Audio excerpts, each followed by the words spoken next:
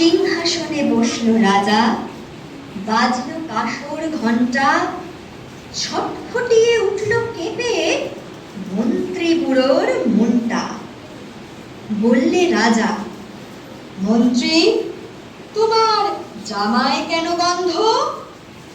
মন্ত্রী বলে, এসেন্স দিচ্ছি, গন্ধ তো নয় মন্দ। রাজা বলে, মন্দ ভালো দেখুক সুখে বদ্যি। বদ্যি বলে,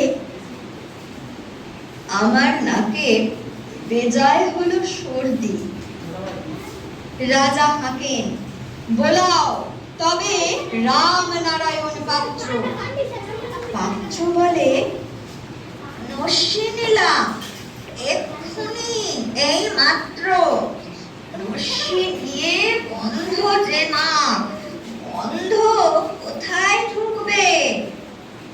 রাজা বলেন, কোটাল তবে এগিয়ে এসো, শুঁকবে।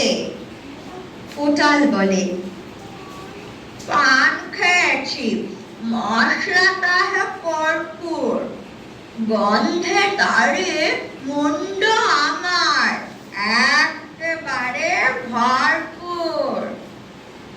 রাজা বলেন, শুকুক তবে শের পালোয়ান ভীমসেন। ভীম বলে, আজ করছে আমার সমস্ত কাজ ঝিমঝিম, রাত্রে আমার বোখার হলো, বলছি হুজুর ঠিক বা। কুলি শুলো রাজসভাতে, চক্ষু বুঝে চিৎপা।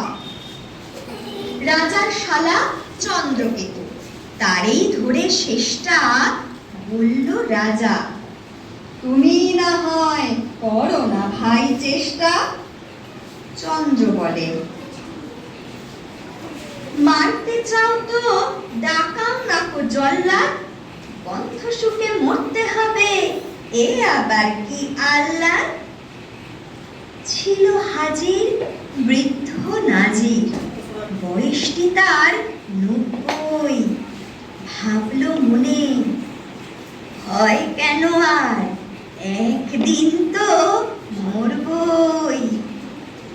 সাহস করে বললে বুড়ো, মিথ্যে সবাই বকছিস, শুঁকতে পারি হুকুম পেলে, এবং পেলে বকশিস। রাজা বলেন, ১০০০ টাকা ইনাম পাবে সদ্য।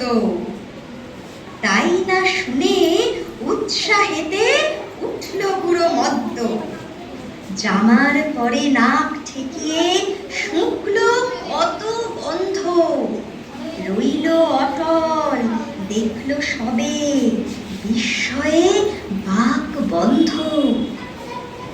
রাজ্যে হলো জয় জয়কার, বাজলো কাসর ঢক্কা, বাপরে কি তেজ বুড়োর হাড়ে, পায় না সে যে